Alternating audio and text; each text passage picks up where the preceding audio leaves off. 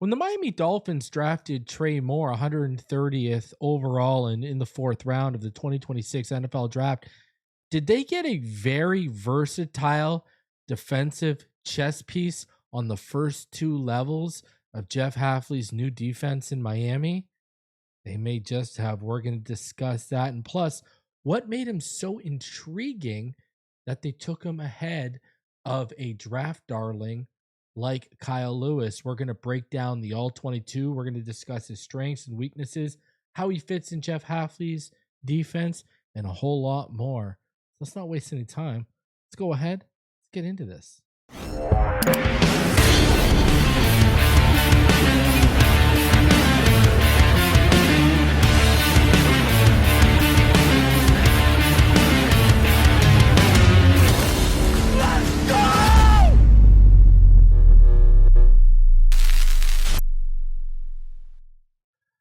With the 130th pick of the 2026 NFL Draft, the Miami Dolphins added more pass rush versatility with some strong side linebacking upside to Jeff Hafley's defense when they selected Trey Moore out of Texas. Moore came to the Longhorns after lighting it up with the UTSA Roadrunners in the AAC after posting 77 pressures and 22 sacks in his final two seasons there, with 14 of those sacks coming in his final season at UTSA, which was a school record, might I add. He was also named 2023 AAC Defensive Player of the Year with first team All AAC honors, though he didn't live up to expectations at Texas, where he was predominantly used as an off-ball linebacker, especially in year two, right? When you break it down, and more of an edge rusher in year one, though he did have edge rusher snaps in year two.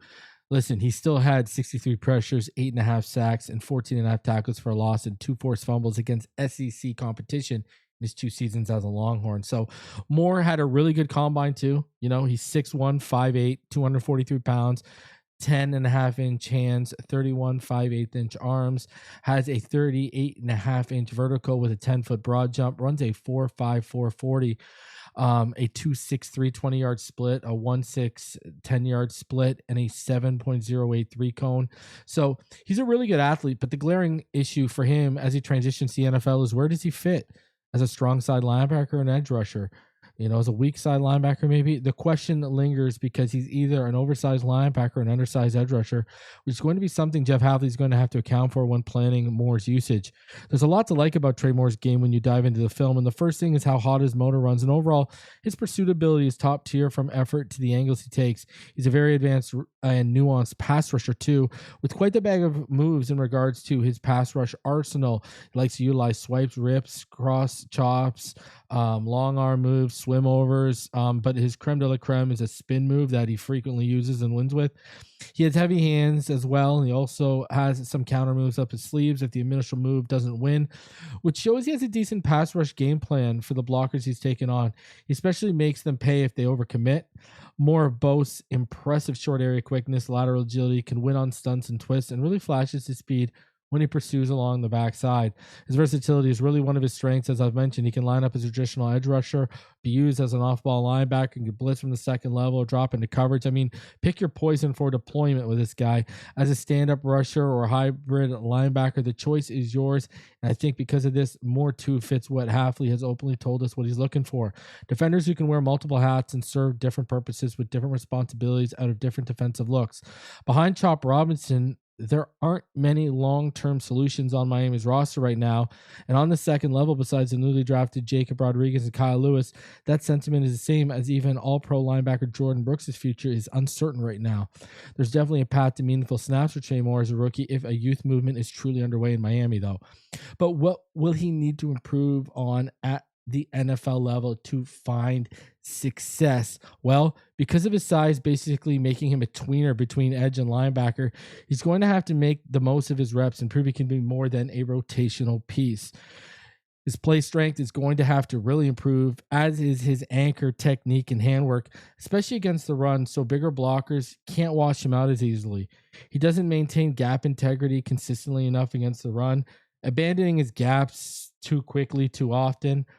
I also don't think he has an explosive or elite first step. He does have some reps where he just bounces out, but it's not explosive or elite that first step. But he can get out of that stance quick.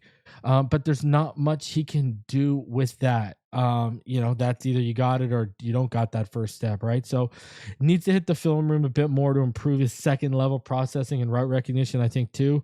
Too often you see him get burned or biting on play action or misdirections. His eyes can get lost in the backfield and he can struggle in man coverage a little bit. He cut back the missed tackle rate in his last season, but 2024 was his career worst. He had a 24.2% missed tackle rate.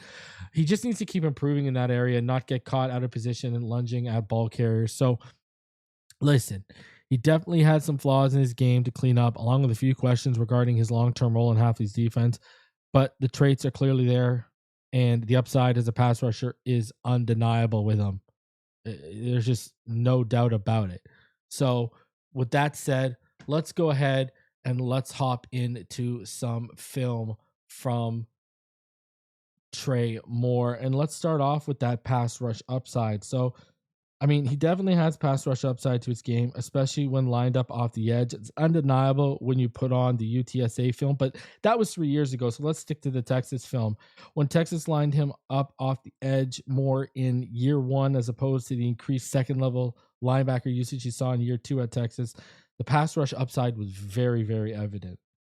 So let's flash back all the way to Trey Moore and this is his second game after he had transferred from UTSA to Texas against Michigan here. And he had some really dominant reps, including this one. So I want you to watch him here where we got him circled. He's just going to win with a nasty long arm rush to the chest plate of the tackle. And that's just going to drive the tackle back. And he's just going to go ahead and he's going to just drop that tackle right on his behind right there. Look at that. Comes through. Listen, pass gets made here, but let me say this.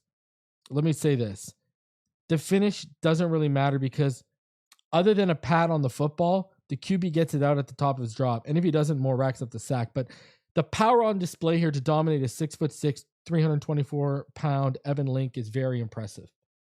Wow. So I love this play here against Sam Houston in 2025 by Trey Moore.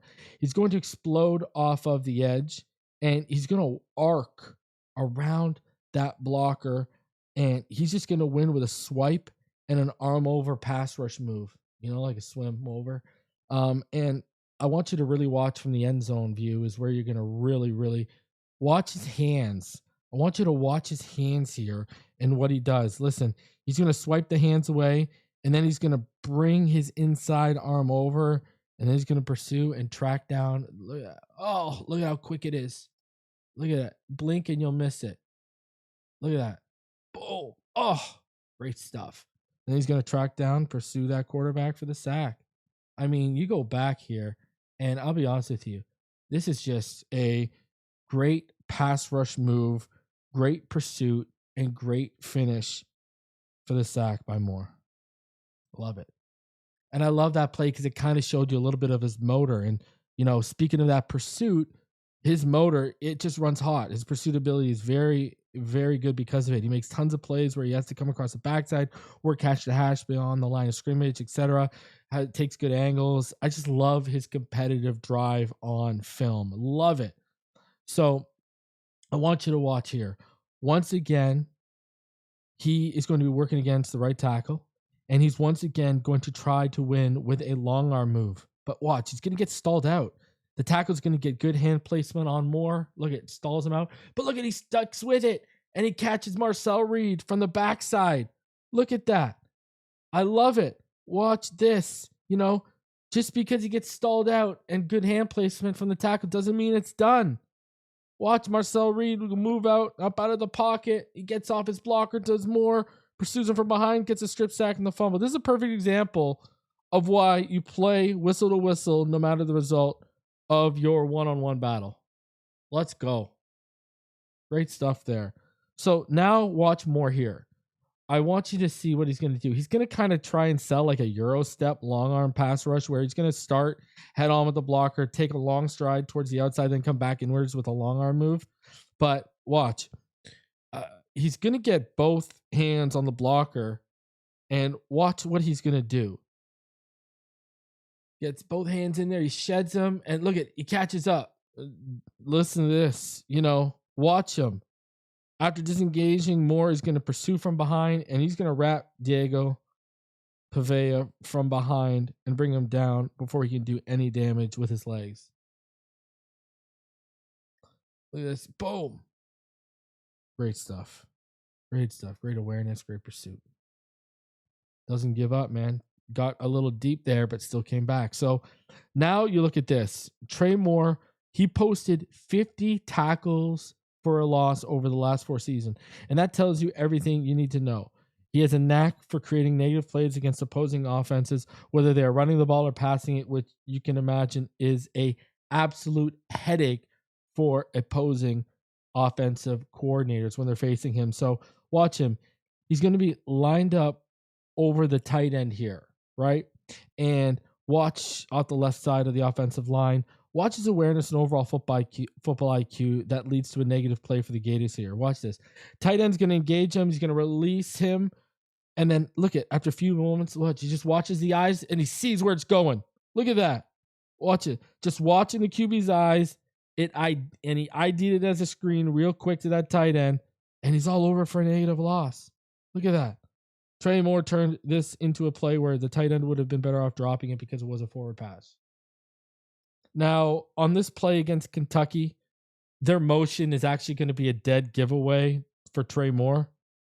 As the tight end's going to motion here, watch this. Trey Moore, now he's into coverage, right? He's not rushing. He's into coverage to that side. And look at, he knows because of the tight end they sent, that's most likely a toss or a screen to that side. And look at how quickly he triggers. Look at how quickly he triggers. Look at that. He knew exactly what was coming. He's too quick for the receiver to pick up a block on because of how fast he ID'd the play. Look at, he's through that backfield and he wraps the ball carry up like he's about to put him under the Christmas tree. That's also a play that created a very long third down that Kentucky would fail to create. Listen, I'll say this about Trey Moore right now to each and every one of you. That battle at strong side linebacker is intensifying right now, and that's in Dolphins OTAs. What's it going to be in training camp? And Trey Moore, he finds himself a part of that current battle. And along with also a serious lack of depth at edge, it seems like it's going to be a foregone conclusion that opportunity will be frequently knocking at Trey Moore's door as a rookie. Will he open that door and embrace the chances he will be given? Only time will tell. But one thing is for certain, add him to the list of intriguing rookies John Eric Sullivan and Jeff Hafley brought in that has the ability to outproduce our expectations and their draft status and be a pleasant surprise in year one of the Dolphins rebuild. We're going to see what Jeff Hafley's made of with some of these intriguing options he's getting his hands on to work with defensively. And listen, I want to shout out the sponsor of today's video. And that sponsor, it of course, as you know, is PrizePicks. And PrizePicks is America's #1 sports pick app. No matter what sport you're watching, there's no better way to make the action more exciting than with PrizePicks, where it always feels good to be right. PrizePicks is daily fantasy made simple. You just pick more or less on your favorite players' projections and build lineups in just a few taps. Whether it's football when it comes back, baseball, World Cup soccer, whatever sport you're into, PrizePicks gives you a fun way to stay locked in on every play while you're watching. And to get you started, they're hooking up at $50 in lineups after you play your first $5 lineup and use code HMA. Hey, Messi, Erling Haaland, Mbappe. Monday is going to be a really good day for FIFA soccer. I made some serious money off those 3 players, as well as our national teams winning the games they did. Norway and Senegal will be the toughest one, but I believe in Holland and Norway. Let's go. Download the PrizePicks app today. Use code HMA to get $50 in lineups after you play your first $5 lineup. It's code HMA to get $50 in lineups after you play your first $5 lineup. PrizePicks, it's good to be right. Link is in the description below. Again, shout out to PrizePicks. And as always, shout out to you. Please do me the favor, smash that like button. Subscribe if you are new. It goes a long way in helping these type of videos and helping the channel out. It only takes 2 seconds of your day. And as you subscribe, make sure to hit that notification bell so you're always notified when we go live or new videos drop like this one. I appreciate each and every one of you, and I will catch each and every one of you on the next one. Until then, you already know what time it is.